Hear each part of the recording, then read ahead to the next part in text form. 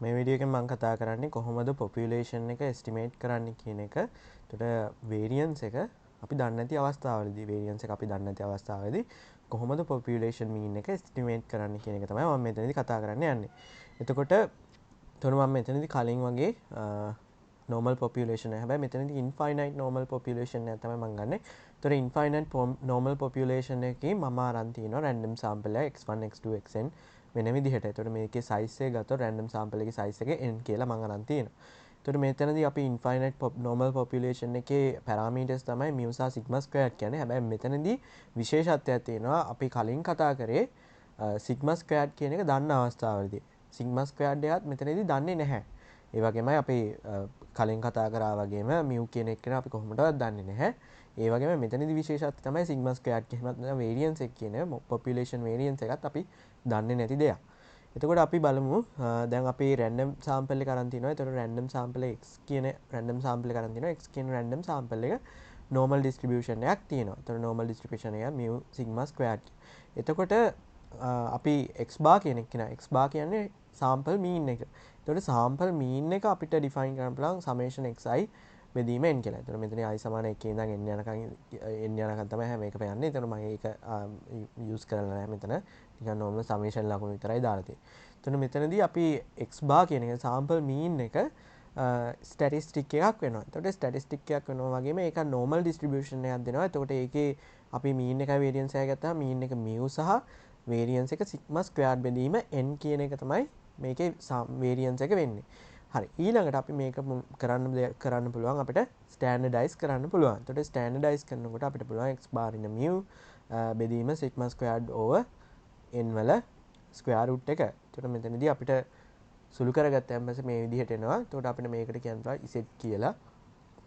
එතකොට අපි ස්ටෑන්ඩඩයිස් කරගත්තාන් පස්සේ මේක ස්ටෑන්ඩඩ් normal distribution එකකට එනවා. එතකොට ස්ටෑන්ඩඩ් normal distribution එකේදී අපේ mean එක වෙන්නේ 0යි සහ variance එක වෙන්නේ 1යි. එතකොට අපිට මෙතනදී අපිට pivotal quantity method එක use කරන්න පුළුවන්ද? අන්න ඒක තමයි ප්‍රශ්නේ. එතකොට මෙතනදී pivotal quantity එක අපිට use කරන්න බෑ.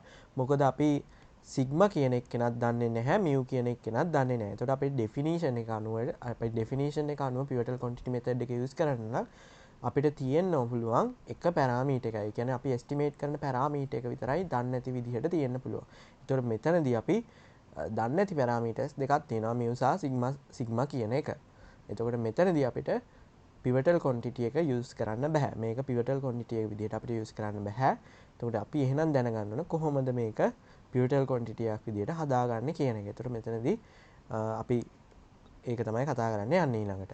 එතකොට අපි S වර්ගය කියන එක අපි දන්නවා. ඒ කියන්නේ S වර්ගය කියන්නේ මොකද? sample variance එක. එතකොට sample variance එකේ අපි definition එක දන්නවා. ඉතින් මෙතනදී ලියන summation xi ඍණ x bar වර්ගය. එතකොට ඒක අපි ලියාගෙන තියෙනවා කොහොමද මේ අපි random variable එක ගත්තොත් random variable එක අපි කොහොමද mean එකෙන් variate වෙන්නේ කියන එක තමයි උතනදී ගන්නෙ sample variance එක විදියට.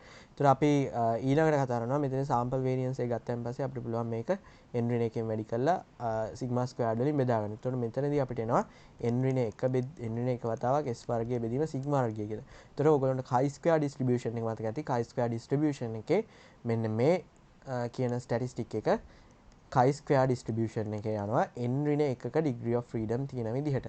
එතකොට අපිට පුළුවන් මේක ස්ටැටිස්ටික් එකක් විදිහට ඩිෆයින් කරන්න w කියලා. ඊළඟට අපිට පුළුවන් t distribution එකේ ස්ටැටිස්ටික් එකට යන්න. එතකොට t distribution එක කොහොමද මතක ඇති? t වල අපි ඩිෆයින් කරා z බෙදීම square root of w බෙදීම n ඍණ 1 කියලා. එතකොට මෙතනදී n ඍණ 1ෙන් බෙදුවොත් තමයි අපිට n ඍණ 1ක degree of freedom එකක් තියෙන විදිහට t distribution එක එන්නේ. එතකොට අපිට මෙතනදී z කියන එක නා අපි හොයාගෙන තියෙනවා. z කියන්නේ අපි මෙන්න මේ ස්ටැටිස්ටික් එක ස්ටෑන්ඩඩ් නෝමල් ඩිස්ට්‍රිබියුෂන් එකේ තියෙන ස්ටැටිස්ටික් එක. එතකොට w කියන්නේ chi square distribution එකේ තියෙන ස්ටැටිස්ටික් එක. එතකොට අපිට මේ දෙක අපිට ආදේශ කරලා අපිට පුළුවන් මෙන්න මේ විදිහට t කියන එක නා ඩිෆයින් කරගන්න. එතකොට t කියන එක නාට අපිට එනවා x bar in mu බෙදීම s බෙදීම square root of n කියලා. එතකොට මේකට අපි කියනවා t distribution එකක් කියලා. t distribution එකේ n ඍණ 1ක degree of freedom තියෙන විදිහට තමයි මෙතන එන්නේ. හරි. දැන් අපිට අපි මේක දිහා බැලුවොත් t කියන එක්කෙනා දිහා බැලුවොත් t කියන එක්කෙනාගේ අපි sample variance කියන එක්කෙනා දන්නවා. මොකද අපි sample එකක් ගත්තාන් පස්සේ අපිට sample එකේ sample mean එක calculate කරන්න පුළුවන්. sample variance එක calculate කරන්න පුළුවන්. මොකද අපි ළමයි 2000ක් වගේ ඉන්න දෙකෙන් ළමයි 10ක් වගේ ගත්තොත් සාම්පල් එකක්. එතකොට අපිට මේක මේ 10 දෙනාගේ සාම්පල් මීන් එක සාම්පල් වේරියන්ස් එක කැල්කියුලේට් කරන්න පුළුවන්. ලේසියෙන්ම කැල්කියුලේට් කරන්න පුළුවන්. හැබැයි අපි පොපියුලේෂන් එක ගත්තොත් 2000ක් වගේ පොපියුලේෂන් එකක් තියෙනවා. එතකොට 2000කින්ම අපි මීන් එකයි වේරියන්ස් එක කැල්කියුලේට් කරන්න බැරි නිසා තමයි අපි ඒකේ දන්නේ නැහැ කියලා එතන කන්සිඩර් කරන්නේ. මියු සිග්මා වර්ගය කියන එක කන්සිඩර් කරන්නේ. එතකොට අපි මේවා එස්ටිමේට් කරන එක තමයි මෙතනදී කරන්න යන්නේ. එතකොට මෙතනදිත් අපි එස්ටිමේට් කරන්නේ ඇත්තටම මෙන්න මේ මියු කියන එක්කෙනාව විතරයි. එතකොට මියු කියන එක්කෙනා ඉන්ටර්වල් එකක් යටතේ තමයි එස්ටිමේට් කරන්න යන්නේ. ඉන්ටර්වල් එස්ටිමේෂන් එක තමයි මෙතනදී යූස් කරන්නේ. හරි. ඊට පස්සේ දැන් අපි මෙතන බැලුවොත් s කියන එක්කෙනක් දන්නවා, n කියන එක්කෙනක් දන්නවා. එතකොට x bar කියන එක්කෙනත් අපිට හොයා ගන්න පුළුවන්. x bar හොයා ගන්න පුළුවන්, s හොයා ගන්න පුළුවන්. අපි n කියන එක්කෙනාව දන්නවා. එතකොට අපිට දන්නේ නැති එකම පැරාමීටර් එක වෙන්නේ මෙන්න මේ population mean එක. ඒ නිසා අපිට මෙන්න මෙයා t කියන එක්කෙනා අපිට පුළුවන් pivotal quantity එකක් විදිහට use කරන්න. ඒ pivotal quantity එක විදිහට t කියන එක්කෙනා use කරන්න පුළුවන් කියන්නේ අපිට පුළුවන් pivotal quantity method එක use කරන්න confidence intervals හොයන්න මේ mu ට. එතකොට අපිට පුළුවන් confidence intervals හොයන්න අපේ මේ definition එක use කරලා probability definition එක. එතකොට මේ තියෙන්නේ මගේ Q2 කියන එක්කෙනා, මේ තියෙන්නේ මගේ Q1 කියන එක්කෙනා. මෙතනදී අපි t distribution එක ගත්තාන් පස්සේ t distribution එක symmetric curve එකක් තමයි තියෙන්නේ. එතකොට symmetric curve එකක් නිසා තමයි මෙතන t alpha බෙදීම දෙකක් මේ පැත්තට යන්නේ, අනිත් එක නින t alpha බෙදීමක් දෙක විදිහට Q1 පැත්තට යන්නේ.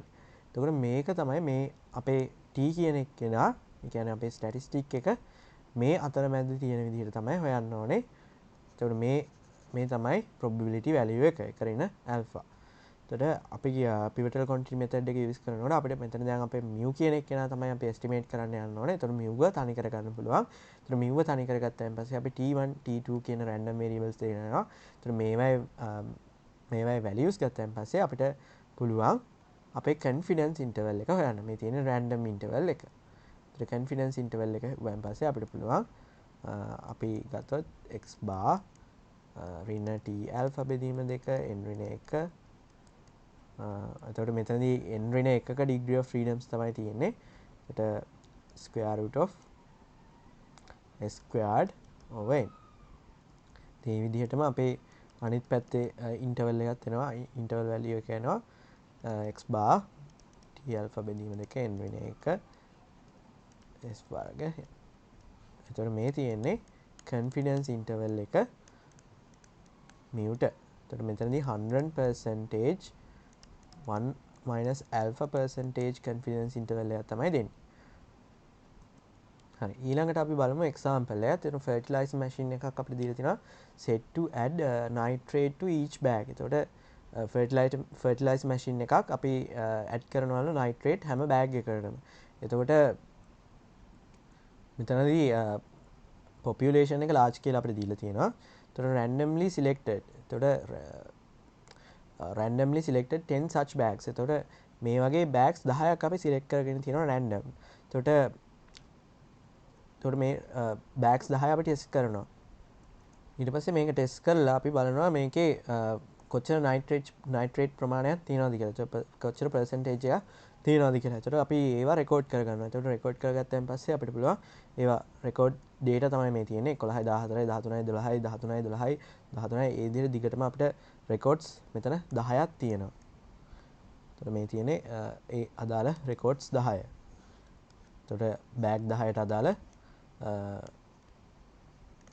records 10 තමයි මේ තියෙන්නේ. එතකොට assuming that the percentage of nitrate of a bag is normally distributed, construct the 95% confidence interval for the true mean percentage of a nitrate bag. එතකොට දැන් මෙතනදී අපිට මෙන්න මේ distribution එක කියන්නේ අපි nitrate අපි ගත්තොත් මෙතන දැන් ඇත්තටම අපි bags ගොඩක් තියෙනවා. එතකොට bags ගොඩක් තියෙන එක අපි ගත්තොත් normal distribution එක තියෙනවා කියලා. එතකොට ඒ කියන්නේ ඒ bags වල තියෙන nitrate percentage එක අපි normal distribution එක තියෙනවා කියලා ගත්තොත් අපිට කියනවා එයාගේ mean එක 95% වෙන විදිහට confidence interval එකක් හොයන්න කියලා. එතකොට අපි බලමු මේක කොහොමද කරන්නේ කියලා. එතකොට මෙතනදී අපි y කියන එක නා ගමු nitrate of a bag. කියන්නේ nitrate percentage of a bag. එතකොට y කියන එක නා අපි දන්නවා normal distribution එක තියෙනවා mu සහ sigma squared කියන අපි ගත්තොත් මේවා තමයි අපේ mean එකයි variance එකයි. එතකොට අපි දැන් මෙතනදී population mean එකයි population variance එකයි දෙකම දන්නේ නැහැ. එතකොට අපි මෙතනදී use කරන්න ඕනේ t distribution method එක. ඒ කියන්නේ t table එක තමයි අපි මෙතනදී use කරන්න ඕනේ. මොකද අපි sigma squared කියන එක කියලා දන්නේ නැහැ. අපි sigma squared කියන එක කියලා දන්නවා නම් අපි use කරන්න ඕනේ standard normal distribution එක. ඒ කියන්නේ standard normal table එක තමයි අපි use කරන්න ඕනේ. sigma squared දන්නවනම් sigma squared දන්න අවස්ථාවේදී mu කියන එක කෙනා estimate කරන්න ඕන. එතකොට මෙතනදී අපි sigma squared කියන එක කෙනා දන්නේ නැතුව තමයි අපි mu කියන එක කෙනා estimate කරන්න යන්නේ. එතකොට අපි use කරන්නේ t table එක. එතකොට sigma squared is unknown. එතකොට අපිට පුළුවන් මෙතනදී x bar in mu බෙදීම s බෙදීම square root of n කියන එක කෙනා t distribution එකක් තියෙනවා කියලා ගන්න. එතකොට t distribution එකේ degree of freedom එක n වෙන එකයි. එතකොට අපිට දැන් කියනවා මෙතන මේ probability එක 95ක කියන්නේ 0.95ක් වෙන විදිහට හොයන්න කියලා. එතකොට එකරින් alpha කියන value එක කියන්නේ අපි මේ gamma කියන value එක තමයි 0.95ක් කියලා දෙන්නේ. අපි සාමාන්‍යයෙන් use කරනවා gamma කියන එක එකරින් alpha කියලා. එතකොට එකරින් alpha කියන එක නා 0.95. එතකොට alpha කියන එක නා කීයද 0.05. alpha බෙදීම දෙක ගත්තොත් 0.02.5යි. එතකොට අපිට පුළුවන් t 0.25 0.25 හොයන්න. එතකොට මෙතනදී degree of freedom එක තමයි ඔයගොල්ලෝ t table එක බැලුවාන් පස්සේ t table එකේ ඔයගොල්ලන්ට මෙන්න මෙහෙම ගත්තාන් පස්සේ මේ පැත්තෙන් n කියලා තියෙනවා. එතකොට මේ තියෙන මෙතනින් probability value එක. එතකොට මෙතන ඔයගොල්ලෝ බලන්න ඕන 9යි සහ මේ පැත්තෙන් 9 සහ එතකොට මෙතනින් 9.75. එතකොට මෙතනින් ඔයගොල්ලන්ට value එකේ 2.262 කියලා. එතකොට මේක තමයි t 0.225යි 9 කියන value එක වෙන්නේ. එතකොට මෙතනදී අපිට ඒ දෙක ආදේශ කරගන්න පුළුවන්. ඒ වගේම අපිට sample variance එක හොයන්න වෙනවා. sample variance එක සහ sample mean එක. එතකොට අපිට මෙතනින් data set එකක් දීලා තියෙනවා. ඒ data set එකට අදාළ mean එක අපිට හොයාගන්න පුළුවන්. ඉතින් x bar කියන එක ගැන ඇත්තටම හොයන්න පුළුවන්. 11 දාන 14 දාන ඒ data set එක එකතු කරලා ගිහිල්ලා 10න් බෙදන්න පුළුවන්. එතකොට මෙතනදී අපිට sample variance එක හොයන්න වෙනවා. sample variance එක ඔයගොල්ලෝ යනකොට මේකේ mean එකෙන් කොච්චර ප්‍රමාණයක් මේ එක එක data එක. ඒ කියන්නේ අපි දැන් මෙතන value එකක් ආව කියලා හිතමුකෝ අපි නිකමට හිතමු මේක 12ට වගේ ආවා කියලා. එතකොට මේ එක එක data එක 11 හරින 12යි වර්ගය. එතකොට මේක 14 රින් 12යි වර්ගය. ඒ ඔක්කොම calculate කරලා අපි මෙතන 9න් බෙදන්න ඕනේ. එතකොට කියන්නේ 9න් කියන්නේ මෙතන 10 රින 1 නිසා තමයි මෙතන 9 එන්නේ. එතකොට මේක බෙදුවෙන් පස්සේ තමයි අපිට sample variance එක එන්නේ. ඉතින් මේක calculator එකකින් ලේසියෙන් කරගන්න පුළුවන්. එතකොට calculator එකෙන් ලේසියෙන් කරගත්තාම මෙන්න මේ s වර්ගය කියන එක 1.164යි කියලා එයි. එතකොට මෙතනදී අපිට දැන් අපි s වර්ගයක් දන්නවා n කියන එක කෙනක් දන්නවා. එතකොට t කියන value එකක් දන්නවා. එතකොට අපිට හොයන්න තියෙන්නේ මෙන්න මේ confidence interval දෙක. එතකොට මේ confidence interval දෙක ගත්තාන් පස්සේ මේක තමයි confidence interval එක 195ක් වෙන විදිහට මේ වලට. හරි. ඉතින් මම හිතනවා මේක සුදු කරගෙන උත්තරේ ගන්න පුළුවන් ඇති කියලා.